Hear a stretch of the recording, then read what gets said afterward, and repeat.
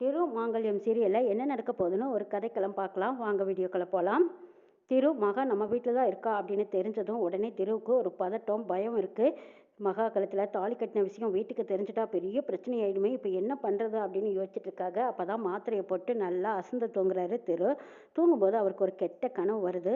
கனவுல மகா கழுத்தில் தாலி கட்டின விஷயம் திவ்யாவுக்கு தெரிஞ்ச மாதிரியும், திவ்யா மூலமாக காஞ்சனா திவ்யா 2 பேரும் வீட்டுக்கு வந்து சரியான சத்தம் போட்டுக்கிட்டு இருக்காங்க. அப்போ அந்த சத்தத்தில் எழுந்திரிச்சு வர்றாரு திரு. என்ன நடக்குது இங்கேன்னு கேட்கும்போது, என்ன திரு, உன்னை 3 வருஷமாக நான் லவ் பண்ணினேன், அப்போ நீ சொந்தக்காரனு கூட தெரியாது, அதுக்கப்புறம் நீ தான் என் மாமா பையன் தெரிஞ்சதும் நான் எவ்வளோ சந்தோஷப்பட்டேன். இதோ இங்கே நிற்கிறாளே இந்த மகா, இவ நல்லவன்னு சொல்லி இவளை இந்த வீட்டுக்குள்ளே கொண்டு வந்து விட்டேன். ஆனால் எல்லாருமே நாடகம் ஆடிட்டீங்கல்ல, நீயும் மகாவும் கல்யாணம் பண்ணிக்கிட்டீங்க. இந்த விஷயமெல்லாம் தெரிஞ்சா அத்தை அம்பிகா கூட இதை பற்றி எங்ககிட்ட யாருக்கிட்டையும் எதுவும் சொல்லலையில.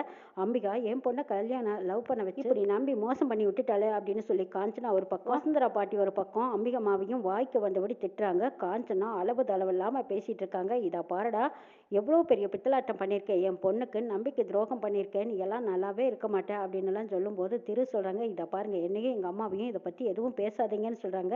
அப்படி தாண்டா பேசுவோம், தப்பு பண்ண நீங்கள் எந்த வாயும் திறக்கக்கூடாது, ஏன் நாங்கள் வீட்டுக்குள்ளே வச்சு பேசுகிறோமேனு சந்தோஷப்படு, இதுவே தெருவில் வச்சு உன்னை நார் அடிச்சிருக்கணும் அப்படின்னு காஞ்சனா ரொம்ப அவமரியாதை குறைவாக பேசுகிறாங்க. அம்பிகம்மா கெஞ்சுறாங்க, இந்த விஷயம் எங்களுக்கு தெரியவே தெரியாதுங்கிறாங்க. இந்த பக்கம் மகாவும், ஆமாம் இவங்களுக்கு யாருக்கும் தெரியாது, என்ன எங்கள் மாமா கிட்டேருந்து காப்பாற்றுறதுக்காகத்தான் என் கழுத்தில் திரு சார் தாலி கட்டினாரு.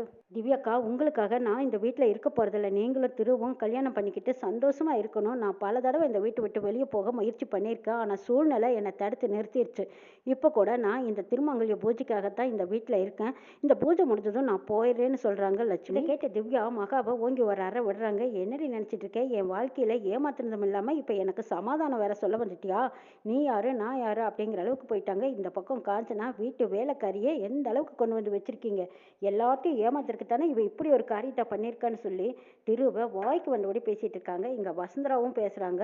அடுத்தது அம்பிகம்மா வந்ததும், வாடியம்மா வா, உன்னைத்தான் இவ்வளோ நேரமாக எதிர்பார்த்தோம், இப்போதான் உனக்கு நாங்கள் பேசுனதே காதல் விழுந்ததாங்கிறாங்க. இது வரைக்கும் எனக்கு எதுவுமே தெரியல, இப்படியெல்லாம் பேசாதீங்கன்னு அம்பிகாவும் சொல்கிறாங்க. அப்போ தாத்தா தான் சப்போர்ட் பண்ணுறாங்க. இதை பார் காஞ்சனா, அம்பிகாவுக்கு தெரிஞ்சிருந்தா அவ ஏன் இது வரைக்கும் நம்மக்கிட்ட மறைக்க போகிறா, அவளுக்கே இந்த நடந்தது எதுவுமே தெரியாது போல இருக்குங்கிறாங்க. ஆமாம்மா, நீங்கள் எப்போ பார்த்தாலும் இவ தானே தூக்கி வச்சு தாங்கி பேசுவீங்க, மருமகங்கிற பேரில் இவளை நீங்கள் தலை மேலே தூக்கி வச்சுருக்கீங்க.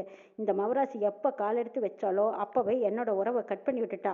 இதோ இங்கே நிற்கிறாளே கவிதா, அவள் கல்யாணத்தையும் நிறுத்தி அவள் இன்னைக்கு தனிமரமாக நிற்கிறதுக்கு காரணமும் இதோ இப்போ வந்து நிற்கிறாளே இந்த மவராசி, இவனால தானே இப்படி நடந்திருக்குது. புருஷன் சித்த மாதிரியா இருக்கா, அவன் கட்டின தாலியை இன்னும் கழுத்தில் தொங்கிட்டுட்டு நெத்தியில் பொட்டு வச்சுக்கிட்டு போகிற இடத்துக்கு வர இடத்துக்கெல்லாம் பூவோடும் பொட்டோடும் போய்கிட்டு இருக்கா. இப்படி போகிறாளே, இவளுக்கெல்லாம் கொஞ்சம் கூட வெக்கமே இல்லை, மான மரியாதையே கிடையாது. இந்த குடும்ப கௌரவத்தை எப்படா கெடுக்கலான்னு நினச்சிட்டு இருந்தா, அதே மாதிரி காத்திருந்து என் குடும்பத்தை பழி வாங்கிட்டாளேன்னு காஞ்சனா தான் தையன்னு குதிச்சுட்டு இருக்காங்க. இதையெல்லாம் பார்த்துட்டு இருந்த திரு, இதை பாருங்கத்த, உங்களுக்கு இவ்வளவுதான் மரியாதை, இதுக்கப்புறம் எங்கள் அம்மாவை பற்றி ஏதாவது தப்பாக சொன்னீங்க அப்புறம் நான் சும்மா இருக்க மாட்டேங்கிறாங்க. அப்போ திவ்யா தாங்கி பறிச்சுக்கிட்டு வராங்க. என்ன திரு, என்ன நினச்சிட்டு இருக்க, என்னைய லவ் பண்ணி ஏமாத்திட்டு இப்போ நீ உனக்கு உங்கள் அம்மா பெருசு, இந்த மகா நிற்கிறாளே இவளுக்காக நீ சப்போர்ட் பண்ணிட்டு வரையா, இதுக்கப்புறமும் நான் எல்லாம் பார்த்துக்கிட்டு இருப்பேன்னு நினச்சியா, நான் இனிமேல் உயிரோடவே இருக்க மாட்டேன்னு சொல்லிட்டு திவ்யா பாஞ்சு ஓடி வந்து ஒரு கத்தி ஒன்று எடுத்து அதை தன் கையால் குத்திக்க போகிறாங்க. அப்போ தான் மகா ஓடி வந்தது. அக்கா வேண்டாக்கா, சொன்னால் கேளுங்கக்கா, இதுக்கும் அவருக்கு எந்த சம்மந்தமும் இல்லை, எங்கள் ஊர்க்காரங்க எல்லாருமா சேர்ந்து அவருக்கு என்னை கல்யாணம் பண்ணி வச்சுட்டாங்கக்கா, அது அவரே எதிர்பார்க்கல, நானும் இவர் தான் மாப்பிள்ளைன்னு அப்போ நினச்சேன், ஆனால் அதுக்கப்புறம் உங்களை அவர் விரும்புகிறாருன்னு தெரிஞ்சதும் நான் இவங்களை விட்டு போகணும் தாக்கா முயற்சி பண்ணிட்டு இருக்கா. அக்கா, நான் கூடிய சீக்கிரம் இந்த வீட்டை விட்டு இவரை விட்டும் போயிடுறேங்க்கா, என்னை பற்றி நீங்கள் தப்பாக எடுத்துக்காதீங்க, நீங்கள் கல்யாணம் பண்ணிக்கிட்டு சந்தோஷமாக இருக்கணுங்கிறாங்க. இதுக்கு காஞ்சனா ஒத்துக்கவே மாட்டேங்கிறாங்க. ஏண்டி, நீ கல்யாணம் பண்ணிக்கிட்டு வந்தவொடனே திரும்ப என் பொண்ணு 2ஆம் தரமாக கல்யாணம் பண்ணிக்குவான்னு நினச்சியா, அதுக்கெல்லாம் நான் சம்மதிக்க மாட்டேங்கிறாங்க காஞ்சனா. ஏய் திவ்யா, இதுக்கப்புறமும் இனிமேல் இந்த வீட்டில் நிற்கக்கூடாது, வாடி போகலாம் அப்படின்னு கையை பிடிச்சி இழுத்துட்டு போகிறாங்க. இப்படி நடந்துட்டு இருக்கும்போது திரு டக்குன்னு தூக்கம் தெளிஞ்சு கண்ணு முழிச்சு பார்க்குறாங்க. ஐயோ, இதெல்லாம் கனவா, ஒருவேளை உண்மையிலேயே இப்படியெல்லாம் நடந்தால் என்ன செய்யறது. திவ்யாவுக்கு நான் மகா கழுத்தில் தாலி கட்டின விஷயம் தெரிஞ்சா அவளோட முடிவு இதுவாக தானே இருக்கும், அவளுக்கு தெரியறதுக்கு முன்னாடியே நம்ம ஏதாவது ஒரு முடிவு எடுக்கணும்னு நினைக்கிறாங்க திரு. மயில் கோயிலுக்கு போயிருக்கான், அவன் வரட்டு, வந்ததுக்கப்புறம் ஒரு முடிவுக்கு வந்துடலாம் அப்படின்னு நினச்சிட்டு இருக்காங்க திரு. இங்கே பார்த்தா மகா நல்ல வேலை திருவை இன்னும் நம்ம நேருக்கு நேராக பார்க்கல, பார்த்துருந்தா பெரிய பிரச்சனை ஆயிடுனா, அவங்க ஒரு நிம்மதியோடு இருக்காங்க. இருந்தாலும் பூஜையை ஆரம்பிச்சிருக்காங்க. அந்த அன்னைக்கு பூஜை முடிஞ்சதும் அப்போ திருவுக்கு பிரசாதம் எடுத்துட்டு குங்குமத்தையும் எடுத்துட்டு மாடிக்கு போகிறாங்க. நல்ல வேலை அவர் தூங்கிட்டு இருக்காரு, இந்த நேரம் பார்த்து நம்ம குங்குமத்தை வச்சு விட்டுறலாம், பிரசாதமாக வச்சுட்டு வந்தால் அவர் தான் விரும்பி சாப்பிடுவார்ல, சாப்பிட்டோம் அப்படின்னு நினச்ச மகா ரூமுக்குள்ளே போகிறாங்க. இவங்க வர்றது தெரிஞ்சதுமே திரு அப்படியே கண்ணை மூடி தூங்குற மாதிரி படுத்திருக்காரு. அப்போங்க பார்த்து மகா கொண்டு போய் குங்குமம் தூங்கிட்டு இருக்கும்போது வச்சு விட்டுறாங்க. அப்பாடா எப்படியோ நாம் இன்னைக்கு நல்லபடியாக பூஜை முடிச்சாச்சு, மயில் அண்ணா இல்லாத போதே நாம் இந்த குங்குமத்தையும் வச்சாச்சுன்னு நினச்சிட்டு சரி பிரசாதத்தை மூடி வச்சிருவோம், அவர் எப்போவோ சாப்பிட்டு எப்படியும் கொஞ்சமாவது வச்சிருப்பார்ல அப்போ எடுத்துக்கலாம் அப்படின்னு நினச்சி அந்த பிரசாதத்தையும் வச்சுட்டு மகா திரும்புகிறாங்க. திரும்பி பார்த்தா அந்த இடத்துல கவிதா பார்த்துக்கிறாங்க. இவன் இதுக்காக யாரும் இல்லாத ரூமில் திருவுக்கு என்ன எடுத்துகிட்டு போகிறா அப்படின்னு எட்டி பார்க்குறாங்க. பார்த்ததும் இவங்க குங்குமம் வச்சுட்டு இருந்துட்டு அப்படியே திரும்பி தான் தாலிக்கு குங்குமம் வச்சுக்கிறதையும் கவிதா பார்த்துடுறாங்க. பார்த்துட்டு என்னடி நடக்குதுங்க, நீ எதுக்குடி தெருவுக்கு குங்குமம் வச்சு விடுறன்னு கேட்குறாங்க. மகா என்ன சொல்கிறதுனே தெரியாமல் தடுமாறுறாங்க. அது இல்லைக்கா, நான் அவர் ஏதோ பிரசாதம் கேட்டாங்க, அதான் கொண்டு வந்து கொடுத்துட்டு போகலான்ட்டு வந்தேன். அப்போ பார்க்கும்போது அவர் முகத்தில் இந்த குங்குமம் சிந்தி இருந்தது, தொடச்சி விடலான்ட்டு வந்தேங்கிறாங்க. ஓஹோ அப்படியா கதை, இதை இப்படியே விடக்கூடாது. அம்பிகா தான் ஏதோ ஜோசியரை பார்த்து, அந்த ஜோசியர் இவனுக்கு ஏற்கனவே கல்யாணம் ஆயிடுச்சு, பொண்டாட்டி வந்து இந்த பூஜையை பண்ணி குங்குமம் வச்சுட்டா அவனோட கஷ்டமெல்லாம் தீரும்னு சொன்னாலே, அந்த மாதிரி ஒரு வேலை நீ பொண்டாட்டி ஆகலைன்னு ஆசைப்பட்டு தான் இப்படி ஒரு பரிகாரத்தை பண்ணிக்கிட்டு இருக்கியான்னு கேட்குறாங்க. கவிதா மகாவை ரொம்ப கொச்சையாக கேள்வி கேட்டுட்டு இருக்காங்க. இதெல்லாம் அமைதியாக படுத்திட்டு காதில் கேட்டுட்டு இருக்காரு திரு. அத்தையே இப்படியெல்லாம் அசிங்கமாக பேசுகிறாங்கன்னு யோசிக்கிறாங்க. ஆனால் இப்போ வரைக்கும் கண்ணு முழிச்சா மகா நம்மளை பார்த்ததும் எங்கேயாவது ஓடி ஒளிஞ்சுக்குவா, மறுபடியும் காணாமல் போயிடுவா, இப்போ என்ன செய்யலாம் அப்படின்னு அமைதியாகவே படுத்திருக்காங்க.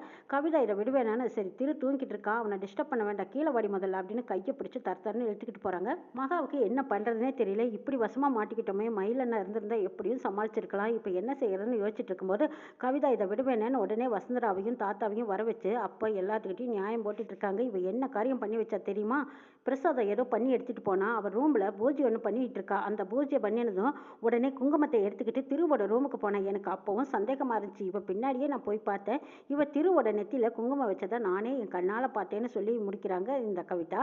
இது எல்லாம் கேட்டிருந்த வசுந்தரா பாட்டி, என்னடி வீட்டு வேலைக்காரியாக வந்த உனக்கு வீட்டு எஜமானி ஆகலான்னு ஆசையாக இருக்கான்னு கேட்குறாங்க. இதை பாட்டி கேட்ட அந்த வார்த்தைகளெல்லாம் மகாவுக்கு அப்படியே சொருக்குன்னு படுது. பாட்டி அப்படியெல்லாம் இல்லை பாட்டி, அவர் நல்லா இருக்கணும்னு நான் நினச்சேன், ஆனால் சத்தியமாக இப்படி ஒரு நோக்கத்தோடு நான் இல்லை, இந்த வீட்டுக்கு மருமகள் ஆகணுங்கிற ஆசை எனக்கு இல்லைங்க பாட்டின்னு எல்லாம் சொல்லி பார்க்குறாங்க.